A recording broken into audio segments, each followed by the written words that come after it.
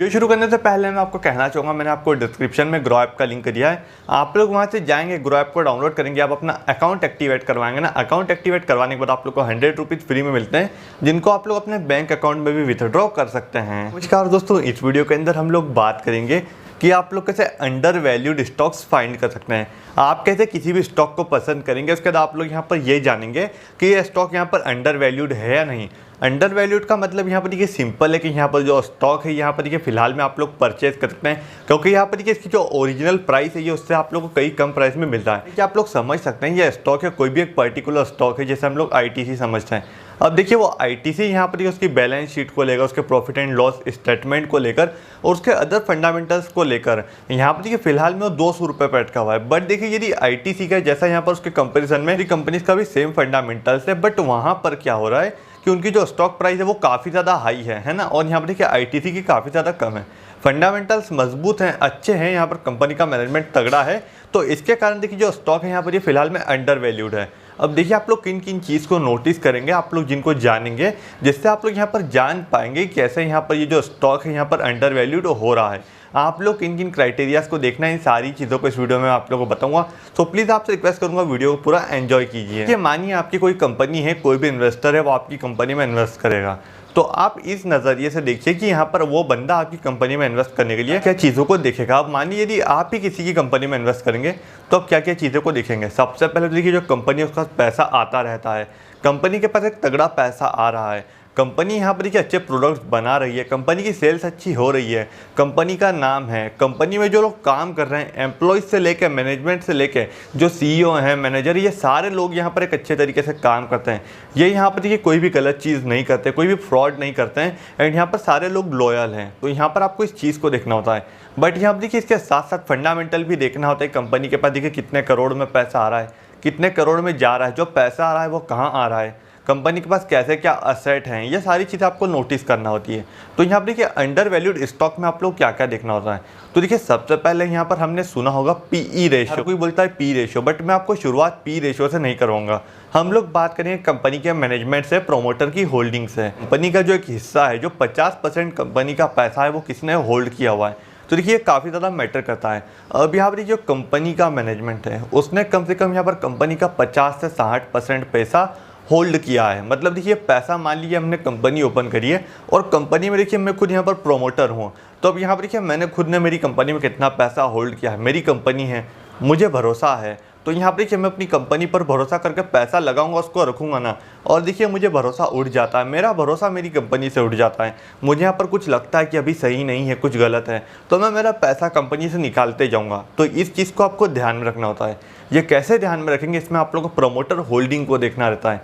आप promoter holding को देखिए, कंपनी के मैनेजमेंट होल्डिंग को देखिए, उन्होंने देखिए कंपनी के अंदर कितना शेयर यहाँ पर होल्ड करके रखा हुआ है। ये 50 से लेकर 60% तक का यहाँ पर जो पैसा है वो यहाँ पर मैनेजमेंट को होल्ड करना चाहिए अपनी कंपनी में। इस चीज़ को आपको देखना है कि देखिए यहाँ पर कंपनी की जो मैनेजमेंट है उन्होंने 60% पैसा तो कंपनी में होल्ड किया हुआ है। आती है बुक वैल्यू की।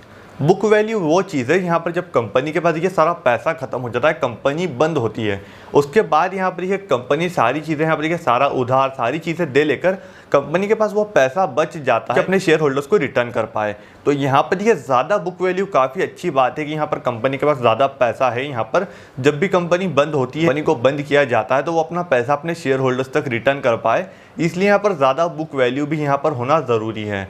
और यहाँ पर देखिए एक अच्छी अंडर वैल्यूड कंपनी को सिलेक्ट करने के लिए हम लोगों ने बात करी मैनेजमेंट की, मैनेजमेंट के बाद बुक वैल्यू की। अब हम लोग बात कर रहे हैं डेब्ट टू इक्विटी रेशियो की। अब तो देखिए तो डेब्ट टू इक्विटी रेशियो का यहाँ पर ऐसा रहता है कि देखिए आप लोगों को डेब्ट टू इक्विटी रेशियो 1 से कम रखना चाहिए, और कम से कम देखिए 1 से 2 के बीच में रहे तो भी ठीक है, बट देखिए यहाँ पर मैक्सिमम मैं कहना चाहूँगा 1 से कम है तो काफ़ी बढ़िया रहता है डेब्ट टू इक्विटी रेशियो। मतलब देखिए कंपनी के पास कोई कर्ज तो है नहीं, कंपनी के पास जो भी पैसा आएगा या तो प्रॉफिट में आएगा और कंपनी इन्वेस्ट करेगी, और ऊपर अपना जो सेल्स है, प्रोडक्शन उसको बढ़ाएगी, अपनी मार्केटिंग के ऊपर खर्च करेगी, तो इससे कंपनी का पैसा और आएगा, कंपनी के असेट्स भी बढ़ेंगे। तो यहाँ पर देखिए कम यहाँ पर कर्ज की मदद से यहाँ पर देखिए क्या होता है, कंपनी फास्ट ग्रो करती है, क्योंकि यहाँ यहाँ पर कंपनी के ऊपर कोई कर्जा तो है नहीं, आप है, आपके ऊपर कोई कर्जा है नहीं, तो आप उस पैसे को फिर उपयोग में ही लेंगे, आप लोग उस पैसे को फेंकेंगे नहीं, कुछ गलत में यूज़ में नहीं डालेंगे। तो ये है कि यहाँ पर जो कंपनी का पैसा है वो सही हाथों में जाएगा, यहाँ पर कम कर्ज होने के कारण। देखिए डेब्ट टू इक्विटी रेशो ऐसा नहीं है कि यहाँ पर 1 से 2 के बीच में होगा तो ठीक है। डेब्ट टू इक्विटी रेशो को आप लोग यहाँ पर जो इंडस्ट्री है ना, जैसे कि आईटीसी है, आईटीसी के रिलेटेड यहाँ पर जो भी ऐसी कंपनीज है जो कि आईटीसी के जैसे प्रोडक्ट बनाती है, उन सारी कंपनीज का डेब्ट टू इक्विटी रेशो चेक कीजिए और देखिए कि क्या आईटीसी का इन बाकी कंपनीज से यहाँ पर जो डेब्ट टू इक्विटी रेशो है वो कम है। हाँ देखिए सारी कंपनीज के लिए 2 से ज़्यादा और आईटीसी का 2 से कम है। आप लोग कुछ दूसरे फंडामेंटल्स देखिए और फिर आप लोग यहाँ पर सोच सकते हैं कि जो आईटीसी है वो कितनी दमदार हो सकती है। मैं आपको यहाँ पर बता नहीं रहा हूँ कि यहाँ पर आईटीसी ऐसी है, मैं सिर्फ आप लोगों को जस्ट एक एग्जाम्पल दे रहा हूँ। इक्विटी के बाद यहाँ पर हम लोग बात करें पी रेशो की, तो अब यहाँ पर देखिए पी रेशो यहाँ पर ऐसी चीज़ है जिससे हमको पता चल रहा है कि हम लोग यहाँ पर एक शेयर के लिए कितना पैसा ज़्यादा दे रहे हैं। अब यहाँ पर आप लोग समझ रहे हैं कि देखिए मान यहाँ पर मेरी एक कंपनी है, मेरी कंपनी की अर्निंग पर शेयर यहाँ पर 5 रुपये है।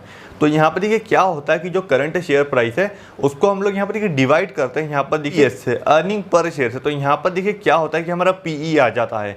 तो यहाँ पर देखिए पी का मतलब होता है प्राइस टू अर्निंग्स रेशो, का मतलब होता है प्राइस टू अर्निंग्स रेशो। तो यहाँ पर देखिए पी इंडस्ट्री के सेक्टर में कम होना चाहिए। और एक और चीज़ आपको नोटिस करना है कि ये कम क्यों हो रहा है, आपको इसकी सेल्स देखना है, सेल्स बढ़ रही है या नहीं, इसका रिवेन्यू बढ़ रहा है या नहीं। ये सारी चीज़ें आप लोगों को प्रॉफिट एंड लॉस स्टेटमेंट में, बैलेंस शीट में देखने को मिल जाती है। वहाँ पर आपको सारी चीज़ें क्लियर हो जाती है कि यहाँ पर इसका लॉस बढ़ रहा है या फिर प्रॉफिट बढ़ रहा है, या फिर यहाँ पर देखिए कंपनी इन्वेस्ट कर रही है या नहीं। ये सारी चीज़ें आपको वहाँ पर देखने को मिल जाती है। तो यहाँ पर देखिए पीई आप लोगों को इंडस्ट्री का चेक करना है कि मतलब देखिए जो कंपनी आपने सेलेक्ट करी है उसके रिलेटेड जो कंपनी स्टॉक मार्केट में लिस्टेड है यहाँ पर उनका पीई क्या है, और उनके पीई से कम यहाँ पर आपने जो कंपनी सेलेक्ट करी है उसका पी है। तो हाँ ये कंपनी यहाँ पर देखिए फिलहाल में अंडर वैल्यूड है। इसके साथ ही साथ हम लोग बात करें कि कंपनी और कैसे यहाँ पर हमारे लिए अच्छी साबित हो सकती है और अंडर वैल्यूड साबित हो सकती है। तो देखिए कंपनी के पास पैसा है, डेब्ट कम है, यहाँ पर देखिए कंपनी का पीई कम है इंडस्ट्री सेक्टर से। तो यहाँ पर देखिए ऑब्वियस सी बात है कि यहाँ पर जो कंपनी है यहाँ पर ये अच्छी है। बट इसके साथ ही साथ देखिए कंपनी का मैनेजमेंट भी हम लोग को जानना होगा। जो मैनेजमेंट में सीईओ है, जो भी सारे मैनेजमेंट है वो कैसा लोग हैं, यहाँ पर उनको कितने साल का एक्सपीरियंस है, तो ये सारी चीज़ें भी आपको यहाँ पर देखिए जानना रहती है। ये जो यहाँ पर कंपनी है उनका यहाँ पर जो प्रोमोटर्स है, जो मैनेजमेंट है, उनकी सैलरी, आपको उनकी सैलरी भी जानना होगी कि उनकी सैलरी कितनी है, क्या है, यहाँ पर देखिए वो सैलरी कैसे लेते हैं। ये सारी चीज़ें भी आप लोगों को जानना है। यहाँ पर देखिए कंपनी को आगे बढ़ाने के लिए यहाँ पर देखिए कम से कम सैलरी लेंगे जिससे उनकी जो कंपनी है वो जल्दी से जल्दी आगे जा पाए और एक कंपनी अच्छी रेपुटेशन बना पाए। दोस्तों देखिए आप लोग जब इन पैरामीटर्स को देखेंगे, चेक करेंगे ना, तो आप लोग समझ जाएंगे कि यहाँ पर देखिए कौन सी कंपनी यहाँ पर अंडर वैल्यूड है और कौन सी कंपनी ओवर वैल्यूड है। ये कुछ पैरामीटर्स से मैंने आप लोगों को बस कुछ ही बताएं, और भी कई सारे पैरामीटर्स ऐसे रहते हैं आपको जिनको चेक करना आता है। फाइनेंशियल रेशियोज हो गए, फिर देखिए कंपनी की बैलेंस शीट में यहाँ पर इन्वेंटरी आती है, ये सारी चीज़ें आती है, ट्रेड रिसीवेबल्स आते हैं, मतलब ये काफ़ी सारी चीज़ें आती है, आपको इनको चेक करना था बैलेंस शीट के अंदर। लॉस स्टेटमेंट को तो आप लोग सारी चीज़ें जान जाएंगे, सारी चीज़ें आप लोगों को क्लियर हो जाएगी कि हाँ ये कंपनी ओवर वैल्यूड है या फिर अंडर वैल्यूड है। और ओवर वैल्यूड अंडर वैल्यूड का पता ऐसा नहीं चलेगा आपने जज कर लिया इस वीडियो को देखने के बाद। आपको उस कंपनी को, उसके सेक्टर की जो भी सारी कंपनी है ना दोस्तों, उनसे कंपेयर करना होगा, उसके बाद आपको आपका आंसर मिल जाएगा। इसके साथ ही साथ देखिए यहाँ पर कंपनी के पास हैवी एसेट होना चाहिए, मतलब देखिए कंपनी के पास ऐसे एसेट होना चाहिए जिससे उसको पैसा आता रहे, ना ही जाता रहे।